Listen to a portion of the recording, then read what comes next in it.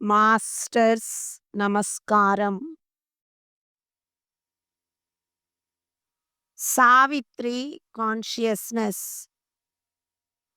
Aravinda consciousness, yoga teach, ప్రాణ treat.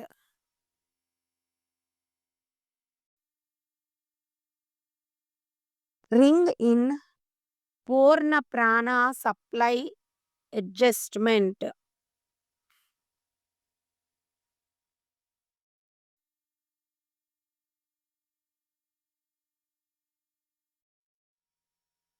Andhra మహాసావిత్రి 21వ అధ్యాయం గవేషణ.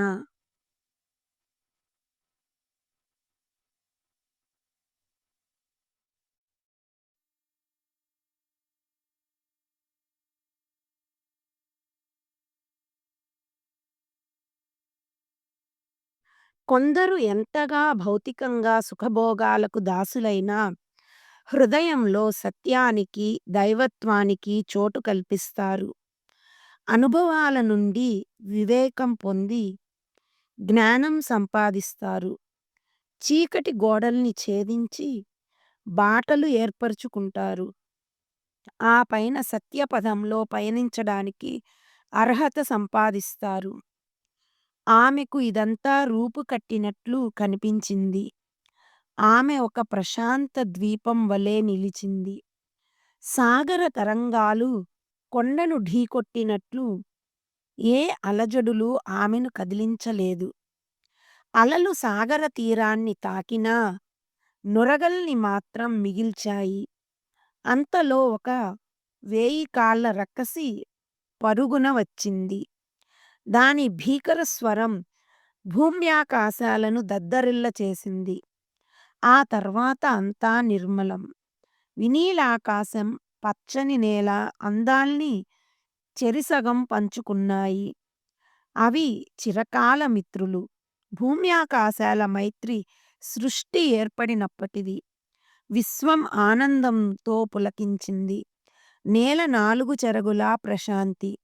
బాహ్య ప్రపంచంలోని కల్లోలం, ప్రశాంతి ఆమెకు చెందవు. ఆమె అంతరంగం నిశ్చలమై, ప్రశాంతమై, గంభీరమై, స్వతంత్రమైంది. సంయమనం ప్రసాదించిన ఆత్మశాంతితో ఆమె ముందుకు సాగి ఒక తేజోమండలం చేరుకున్నది. అక్కడ జీవుడు పరమశాంతిని అనుభవిస్తాడు. ఇంతకాలం తిరుగుబాటు చేస్తున్న ఆమె హృదయం స్థిమితపడ్డది. క్రమ పురోగమనానికి అలవాటు పడటం వల్ల మొదట ఉన్న ఆతృత, తొందరపాటు ఇప్పుడు సమసిపోయాయి. స్వాతి శయాన్ని, అహంకారాన్ని వదిలిపెట్టింది. స్వాతి శయాన్ని, అహంకారాన్ని వదిలిపెట్టింది. తన జాత్యాభిమానం, రాచరికపు అభిజాత్యం వదిలిపెట్టింది.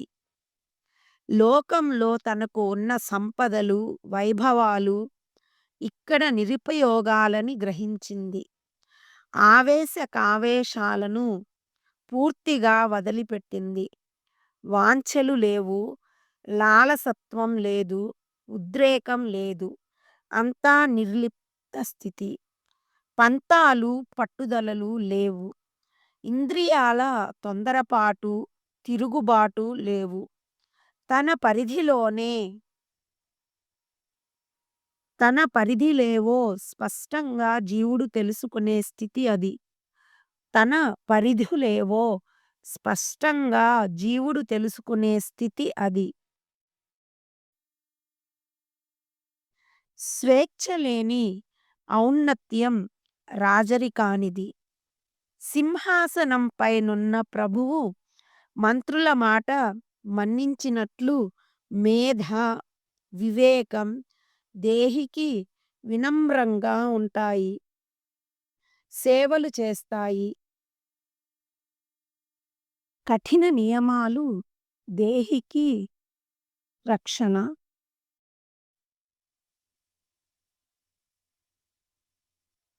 వివేకవర్తనం దేహికి సుఖ శాంతులనిస్తుంది. ఆమె సంకల్పం న్యాయబద్ధం. ఉద్రేకం సంకెళ్ళు బిగించినట్లు స్తబ్దమైంది. ఆలోచనలు కోటలో బందీలైనాయి. ఇప్పుడు తనకు ఏదీ కావాలని లేదు. తానేమీ వాంఛించదు. వాస్తవం, వివేకం ఆమెకు సహజాలంకారాలు. కేవలం సత్యాలను మాత్రమే ఆమె మనస్సు గ్రహిస్తుంది. అవే ఆమెను సింహాసనం పైన అధిష్ఠింపచేశాయి. తనలో ఉన్నది ఒక చిన్న ప్రపంచం. యుగాల ప్రజ్ఞ ఆమెలో విజ్ఞాన రేఖగా మారింది. అనువాదానికి అనుకూలమైన గ్రంథం జీవితం. ఇక్కడి విజ్ఞానంలో ఆత్మ స్వతంత్రం కాలేదు. ప్రతి సాధకుడు విశ్వవిద్యాలయంలో ఒక విద్యార్థి. జీవితంలో ఎక్కువ భాగం విద్యార్థి మేధతోనే జీవిస్తాడు. ఇరుకు గదుల్లో పరుగులు పెట్టడం లాంటిది విజ్ఞానం. ఆత్మజ్ఞానానికి దూరంగా ఉంటుంది. ఆత్మ శూన్యం నుండి జ్ఞానాన్ని అందుకుంటుంది. మనిషి భావతరంగాలు ఒక నియతికి లోబడి ఆలోచనలనే స్తంభాలకు కట్టుబడి తిరుగుతాయి. లేదా నేలను అంటిపెట్టుకొని ఉంటాయి. నేలను, భౌతికతను వదలిన తర్వాతనే ఆత్మ ఉన్నత స్థితికి చేరుకోగలుగుతుంది. ఆదర్శం అనే పరమధర్మం ఆత్మకు ఆలంబన కావాలి.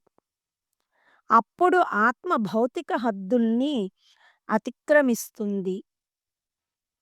జీవునిది నియమబద్ధ ప్రపంచం. పైలోకాలలో జీవుని ఆలోచనలు సుశిక్షితులైన సైనికుల్లాంటివి. అవి నిర్ణీత స్థావరాలు వదిలి రావు. తమ విధులు మాత్రం నిర్వర్తిస్తాయి. ప్రతి నక్షత్రం తన స్థానాన్ని వదలదు, గతిని మార్చదు. గగనంలో ఎంతో నియమంగా సంచరిస్తాయి. తమ విధుల్ని నిర్వర్తిస్తాయి. అవి కూలిన వంశంలో జన్మించిన రాచబిడ్డల వలె. తారకలు మేలి ముసుగులు భరించకుండా బయటకు రావు. అందుకే తారలకు ఆ తలతలలు, జిలుగు వెలుగులు. ఆమె రాచబిడ్డ. అంతఃపురాలలో ఉండవలసింది. ఆమె విహారాలు సుందరోద్యాన వనాలకే పరిమితం కావాలి.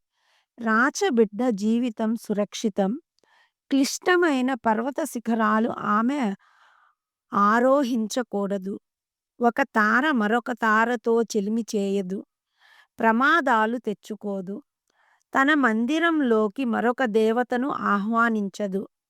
ప్రపంచ పరిధుల్ని దాటిన పరమాత్మకు దివ్యత్వంతో పనిలేదు. జ్వాలలతో లోకాన్ని భస్మం చేయదు. జీవితం సజావుగా సాగిపోతుంది. అవకాశం ఉన్నంత మేర వరకే ఔన్నత్యం అనుభవించాలి. తన ఆలోచనలు దాటిపోదు. ఒకవేళ ఆలోచించినా ఆకాశపు సరిహద్దులు దాటిపోదు. ఆకాశంలో నీలి యవనికపై అందమైన చిత్రాన్ని రచించుకుంటుంది. సుఖజీవనం కాంక్షిస్తుంది. ఆమె చర్యలు యథార్థాలు, వాస్తవాలు. ఆమె ఆగ్రహించదు. లోకాన్ని బాధించదు. వివేకంతో వేసే ప్రతి అడుగు గమ్యానికి చేర్చేదై ఉంటుంది. లేదా అక్కడ జీవుడు నిశ్చల సంకల్పంతో ఒక దివ్య శాసనాన్ని ఆమోదిస్తాడు. క్షుద్ర శక్తుల్ని జయిస్తాడు. వాటి సంపదలను కొల్లగొడతాడు. ఒక అజ్ఞాత సామ్రాజ్యాన్ని తనకై నిర్మించుకుంటాడు. ఆ మహత్కార్యంలో అణుమాత్రం స్వార్థం కనిపించదు. అపశృతి వినిపిస్తే అది జీవుని మానసిక వికారాలకు ఒక సూచన మాత్రమే. అది ఆత్మ చైతన్యానికి గుర్తు. పరమాత్మతో జీవాత్మ సంస్పర్శకు ఒక సూచన. లేదా బ్రహ్మ పదంలో పరిపూర్ణత్వ చిహ్నం. లేదా ఒక మహదాశయానికి ఆశయ సిద్ధికి అనుకూలమైన శరీరాన్ని నిర్మించుకోవడం. ఒక ఆదర్శంతో ఒకే భావనతో ఆత్మ చుట్టూ ఘనమైన కుడ్యాన్ని ఏర్పరచుకోవడం. ఎంత ఇరుకు జాగాలో కూర్చున్నా ధ్యానం కుదురుతుంది. ఏ ధ్యానం అయినా పరమాత్మకే చెందుతుంది. ఎవరూ చూడకుండా తలుపులు మూసి గదిలో కూర్చున్నా ధ్యాన తరంగాలు విశ్వమంతటా వ్యాపిస్తాయి. నిర్వికార సమాధి స్థితికి వెళ్ళినప్పుడు రూపాలు కనిపించవు. ప్రేమలు, అగ్నుల అలజడి ఉండవు. మతం మనిషిని ముందుకు పోనీయదు. ఎంత గొప్పదైనా మతం మనస్సును నిర్జీవపరుస్తుంది. జీవితాన్ని నీతి నియమాలతో కట్టడి చేసి నిబంధనలతో బంధించి ఎదగకుండా చేస్తుంది. ఎన్ని త్యాగాలు చేసినా దాన ధర్మాలు చేసినా అవి ఆత్మ పురోగతికి సహకరించవు. వాడి వేడి లేని జీవితం నిస్సారమవుతుంది.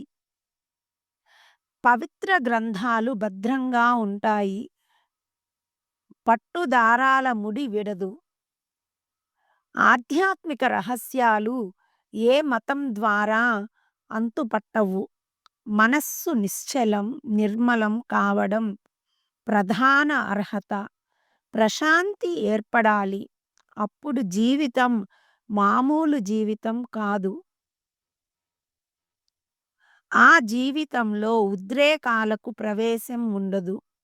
ఇంద్రియ చాపల్యాలు, ఆర్భాటాలు లయించిపోతాయి. అప్పుడు ఆత్మ వేరు, మేధ వేరుగా ఉండవు. ఉండేది ప్రజ్ఞ ఒక్కటే.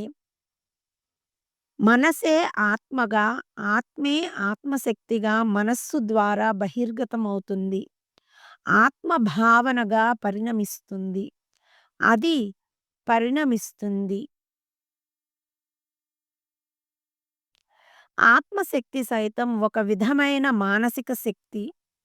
ఆత్మశక్తి సూర్యకాంతిని సైతం మరిపింపజేసి వెలుగు, అది తేజస్సు. ఆ స్థితికి సావిత్రి చేరుకున్నది. అక్కడ అంతా నిశ్చలంగా ఉంది. వేటి స్థానాలలో అవి భద్రంగా స్థిరంగా ఉన్నాయి. దేని లక్ష్యం దానిది. దేని గమ్యం దానికి తెలుసు. అన్నింటి లక్ష్యం సుస్థిరత. అక్కడ ప్రతి శక్తి అధికారంతో నిలిచి శాసించగల స్థితిలో ఉంది. మాటలో, చూపులో, చలనంలో అధికార దర్పం. వాటి ప్రతి మాట ఒక శాసనం. ఆత్మబలంతో దివ్యకాంతులు వేలార్చే అంతర్లోకాలను చేరుకోగలిగిన ఆత్మ బాంధవి, నీవు ధన్యవు. ఓ సముజ్వల జీవన పథగామి, సత్యాన్వేషి, ఇదే నీ గమ్యం. ఇంకా అన్వేషణ ముగించు. శాంతించు దేవి. సృష్టిలో సుస్థిరతకు ఆవాసం ఇది.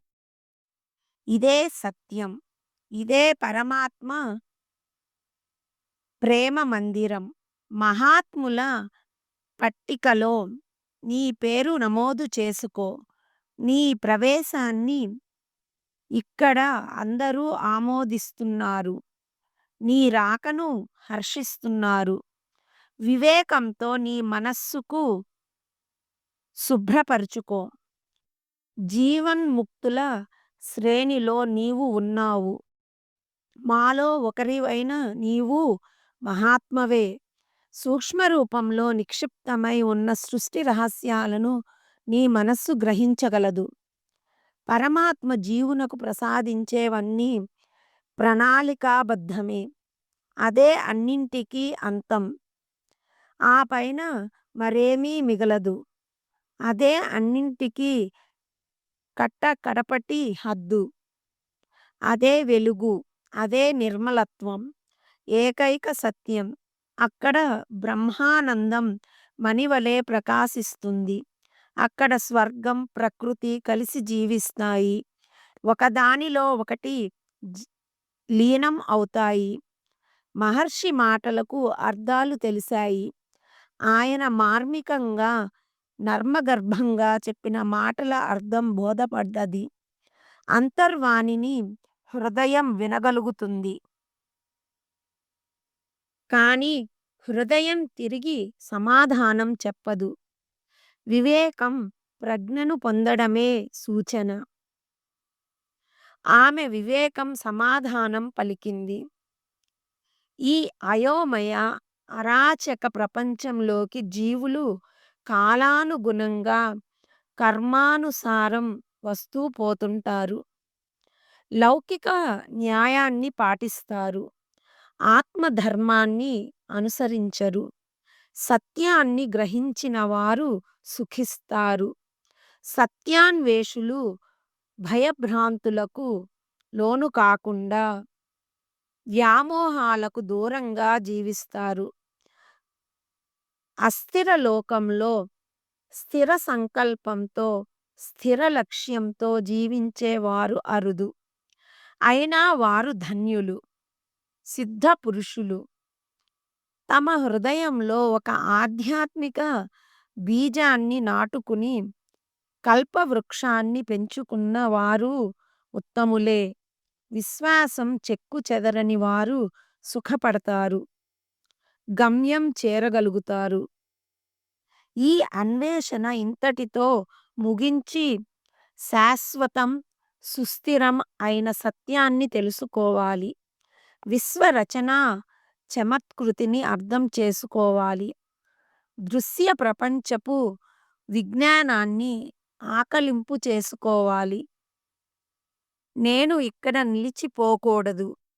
నా ఆత్మను తెలుసుకోవాలి.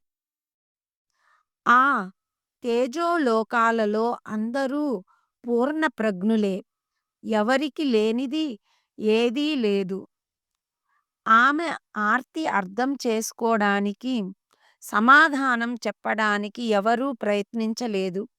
ఎవరి మానాన వారు నిశ్చింతగా ఉండిపోయారు. అసలు ఆ లోకంలో అంతవరకు ప్రశ్నించిన వారు లేరు. అక్కడ వినిపించిన స్వరం లేదు, శబ్దం లేదు. అలాంటిది ఒక జీవవాణి ప్రశ్నించడం విని నిరుత్తరులైనారు. పరాన్ని గురించి పూర్తిగా తెలియని వారు, తేజోమండలాల నుండి వచ్చిపోతున్నవారు ఆమె ప్రశ్నలలోని భావాన్ని, భావాల అర్థాన్ని వెదకసాగారు. ఆత్మ రక్త మాంస నిర్మితం కాదని, అది మేధకు, ఆలోచనకు అందనిదని, అది మనో వ్యాపారాలను కలచివేయగలదని, ప్రకృతి భౌతిక మందిరంలో మనుషుల హృదయాలలో కొలువు తీరి ఉంటుందని, మనిషికి ఆలోచనలు కలిగించేది ఆత్మ అని మనిషికి క్షణికమైన సుఖభోగాలతో పారవస్యం కలిగించేది ఆత్మ అని, మృత్యు సాగరం వరకు మనిషిని వెన్నంటి ఉండేది ఆత్మ అనని తెలియని ఆ జీవి ఎవరై ఉంటారని ఆశ్చర్యపడ్డారు. ఆమె తన ఆత్మనే అన్వేషిస్తూ పరమాత్మను అన్వేషిస్తున్న భ్రాంతిలో ఉందని, అది ఆదర్శ లోకంలోని అపూర్వ నిగూఢ సంపద అని, ఆత్మశక్తి అనేది మానసిక విభ్రమమని, దాని రూపం, ఉనికి ఎవరికీ తెలియవని, ప్రతి జీవి పరమాత్మ ప్రతిరూపమేనని, తల్లిదండ్రులలో మనస్సు ఒకరు, హృదయం ఒకరని, చైతన్యం పైన దివ్య తేజస్సు ప్రకాశిస్తుందని, కనిపించే జగత్తును సృష్టించింది భగవత్ సంకల్పమే అయినా మనిషి స్వర్గాన్ని సృష్టించుకుంటున్నాడని, లోకంలో ఉన్నది తేజోలోకాలలో ఉన్నది మనిషిలో ఉన్నదేనని మరికొందరు రకరకాల వ్యాఖ్యానించుకున్నారు. నానార్థాలు చెప్పుకొని అన్వయించుకున్నారు. కొందరు అసంతృప్తికి లోనై తమ మార్మిక ప్రజ్ఞను పోగొట్టుకుని తమ విశ్వాసాలు తామే హరించినట్లు బాధపడ్డారు. ఇంకా పరమాత్మను అన్వేషించే జీవి ఒక్కటి ఉన్నదా? పరమాత్మను చేరే మార్గం అంటూ ఉందా?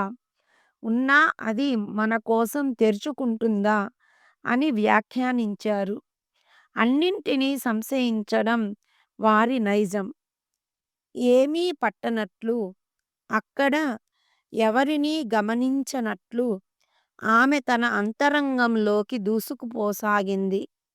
శూన్యాన్ని, చీకటిని, వెలుగుల్ని దాటి జీవనందోహంతో కిక్కిరిసిన రహదారిని చేరింది. అక్కడ సిద్ధులు, తేజోమూర్తులు, మహర్షులు, మహాయోగులు అనేక మంది కనిపించారు. వారంతా సత్యలోకపు ప్రహరీలు ఎక్కడానికి ప్రయత్నిస్తున్నారు. కొందరు కనిపించని ద్వారాలకై వెతుకుతున్నారు. రహస్య ద్వారాలు దాటి లోపల ప్రవేశించాలని వారి ప్రయత్నం. అక్కడ వెలుగు లేదు, స్వరాలు వినిపించవు. వారంతా మనిషి ఔన్నత్యానికి ప్రతినిధులు. ఆత్మ మందిరంలో వారే సంచాలకులు. అక్కడ అందరూ ఆధ్యాత్మికంగా మగతలోనే ఉంటారు. జాగ్రత్తవస్థలో మహాద్భుతాలు, మహిమలు ప్రదర్శిస్తారు. వారి మనోభావాలు కొన్ని దారి తప్పి వచ్చి మనిషిని చేరుతుంటాయి. అవి మన స్వప్నాలకు, వాస్తవాలకు నీడలు. దివ్య చక్షువులు గల దేవతలెందరో అక్కడ కనిపిస్తారు. సౌందర్య రాసులైన అప్సరలు ఏవేవో ఆశలు సృష్టిస్తారు, భ్రమలు కలిగిస్తారు. మధుర స్వప్నాలలో బంగారు లోకాలు, అద్భుత సుఖాలు చూపిస్తారు. తీరని మన కోరికలు, ఆశయాలు ఆ రూపంలో భ్రమల్ని కల్పిస్తుంటాయి. దివ్య భావనలు, నిర్మలత్వం హృదయానికి దివ్యానుభూతుల్ని కలిగిస్తాయి. సావిత్రి వారి మధ్య చరించింది. వారి తేజస్సును అభినందించింది. వారి వలె తనకు ఈ తేజోలోకాలలో సుస్థిర శాశ్వత ఆవాసం కలగాలని కోరింది. కానీ ఆమె హృదయం లోపల నుండి లక్ష్యాన్ని గుర్తుచేసింది. తన లక్ష్యం నెరవేరాలంటే ఈ తేజోలోకాలలో ఆగిపోకూడదు. తన ఆత్మను గుర్తించాలి. తనను తాము ఉద్ధరించుకున్నవారే ఇతరుల్ని ఉద్ధరించగలరు. తమను తాము ఉద్ధరించుకున్నవారే ఇతరుల్ని ఉద్ధరించగలరు. ఆమె కఠోరమైన జీవిత సమస్యనే ఎదుర్కొన్నది. మానవుల కష్టాలు తొలగించాలని, సుఖాలు ప్రసాదించాలని మహాత్ములు తాము సంపాదించుకున్న శక్తులతో జనంలోకి పరుగెడతారు. ఆమె సృష్టి మూలాన్ని అన్వేషిస్తున్నది. మృత్యువుకు అతీతమైన స్థితిని వాంఛించింది.